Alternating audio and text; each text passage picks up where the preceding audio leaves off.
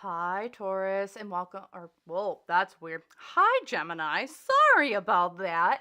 Welcome to your guys' reading here today for your January 2024 horoscope. So, what we're going to be looking at today is we're going to just look at your general energy. We're going to look at maybe where this applies.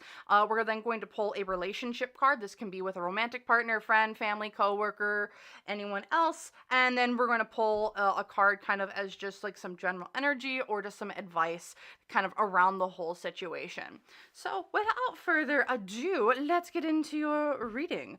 And then, yeah. So, quick reminder just for everyone. I'm going to try and put the card up in the corner. Oh my goodness gracious. There. And I do have the 2024 yearly horoscopes out. So if you would like to view that for your month to see kind of just some general energy vibes going on, please do so at your own convenience. Yeah. And then I'll also have the link to that playlist down below in the description box. So you can click it there also if you would like. So, alrighty, Gemini. Let's see what we have going on for you guys in the month of January 2024. That's not a lot of cards. Weirdness today. Alright, so, Gemini, what is your general energy kind of going into this month? Queen of Coins. Ooh. You're coming in with a really down-to-earth attitude this month. Whether that is about, it's kind of getting down, getting to business, and really being organized with what you want to do this year. Whether this is you want to start a new business, whether this is looking and doing all the details of the work that you're trying to do. You're dotting your I's, you're crossing your T's, and I think you're setting very manageable goals for yourself this year, and you're kind of putting them into like, I'm like seeing like spreadsheets or like a planner of some sort, and like you're really putting everything down. You're putting it all into writing. You're like putting it in like your journal that you're able to go back every month, and you're putting everything down into like really manageable goals and like measurable goals. So instead of saying, hey, I want to be making money by the end of the year, it's like, no, what I want to be doing is I want to be making X amount of dollar, or like I want to be making enough money by July of 2024 to cover my rent, or something along those lines. It's like putting very concrete, specific, measurable details into a plan they are able to go back to and say, hey, I hit this goal this month, I hit this goal this month. So everything seems really manageable, and you're able to hold yourself accountable much easier than maybe say in the past. Alrighty. Next, looking at your challenge, the Queen of Swords. Oh boy, oh boy, oh boy. So the Queen of Swords here, so you have mentally strong. So I think the struggle here, it's very similar to Aries this month if you have any Aries placements. And that is just putting them into practice. So I see you being able to really like put everything down, but what I'm seeing here is there might just be some struggles to complete it by the end of the month. You have all the energy to do it, but now it's just sitting down and writing it piece by piece by piece.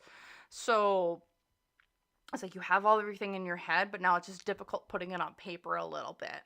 So that's what I'm seeing here with your challenge. The advice is the Five of Cups, which is left out in the cold. So,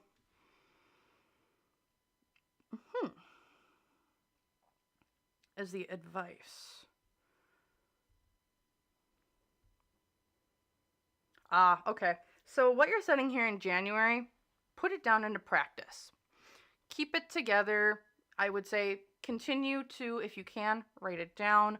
Put those goals in mind. However, the advice here is don't make them set in stone. Make them malleable, make them flexible, as there's going to be some changes, I think, to your plans this year, as things are going to be fluctuating up and down. I'm so sorry. Uh, but like the plans that I think you have set for this year, which you're setting here in January, I really do feel that it's keep them malleable, keep them flexible, don't make them hard deadlines, don't make them set in stone. Um, so it makes it feel like if you don't hit them, you failed. It's just keep them malleable, keep them very, very floating. Have them float a little bit. They don't need to be so stringent that if you miss one thing, your entire year is ruined. It's really set some manageable expectations for yourself, but don't and hold yourself to them, but make them so that they're flexible within the year, that when life hits and everything goes sideways, you're still able to continue moving forward without kind of being hit dead in your tracks, is the kind of the phrase I want to use. So let's kind of see where this is being applied. So we'll take those. Okay, so we have 5 of them. Excuse me. So we have shark. Take care, or there will be a loss of material wealth. We have rooster. An arrogant, boastful person you should not cross. Firecracker. Excitement. Wall. Misunderstanding. And lobster. Financial pinch. So, okay. So it feels like a lot of you with a couple of the financial cards here. I'm definitely feeling that you have maybe like a business idea or different ways you want to make money, or you want to build abundance or wealth in some way, shape, or form, or resources for yourself. And I think for you, you have an idea of how you want to do it.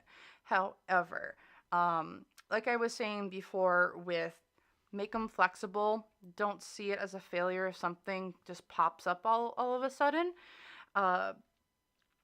Because just with the shark and the lobster kind of tail ending all of this, I definitely feel that there could be some issue, like when it comes to the month of January, there could be some bills that pop up that you weren't expecting, or there's like an issue when it comes to like maybe getting like a refund on like a certain purchase that you're like, I didn't actually order this. And then here with an arrogant person that you should not cross, the excitement and the misunderstanding, this could also maybe be you, but also it could be someone in your life that's kind of telling you to like knock it off, or even saying you aren't good enough. Or they just say something really hurtful that makes you not believe in yourself. So, and it sets you back a little bit, but in reality, it's not setting you back. I think it's helping you reevaluate maybe where your priorities are this year and what you should be prioritizing, because like what you're thinking here in January is not what I think you'll be thinking in February, or even here at the end of or the beginning of February. So like January is definitely feeling like there's a shift in what you think you want versus what you need. I think will be shifting here a little bit in January, which isn't, I think, a bad thing for you. I think a lot of this is about you might not have been clear initially about what you've wanted to do, or you kind of like maybe have like a general idea, and there might be someone coming in saying, oh, you can't do it like that, or they're like, oh yeah, you can do it like that, and they're like, yeah, I can, like in the sense of a business is like, say you want to get like a product out by the end of the year, and a person comes in and it's like, yeah, I can help you get a product out here by the end of the year, you need to pay me X, Y, and Z to do it. And then they kind of say their big spiel, but then in the end they really can't, and then now they have to extend that deadline. So because what they said, being a boastful person, and like it was misunderstanding on their part, So just be careful of the advice that you're getting and the people that you're kind of talking to this month. But I think you're going to get some really good advice, or like the shift that you do have coming. I think is going to really set you up for success by the end of the year. So your relationships here. So we have let's talk about sex. Brings up and inquires about how many past lovers, partners they have had. Wants to know if they are better company, better to compare and compete in bed. Okay. So seeing this as kind of just a relationship card. Maybe there's an ex coming back. Maybe you have a situationship. Or in the case of like a business person or a coworker, I'm wondering if maybe they're new or they're older, or you just had someone leave, or you have a new person that has come in, and they keep comparing their wins versus someone else's wins, and they want to make themselves the bigger, the better version of everyone around them. When in reality, it's just like, keep to your lane. It's not going to, life isn't a competition. It's a marathon that we're all running, and some people speed up at certain times and other people slow down at certain times. And don't let the person who's like really far ahead not like wear you down, because now they're going to be petering out of steam, but you're taking a very slow and steady approach to this race that we call life, or marathon that we call life. So it's like, think of the tortoise and the hare a little bit here, where the tortoise is slow and steady.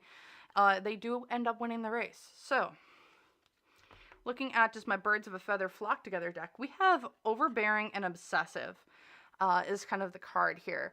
And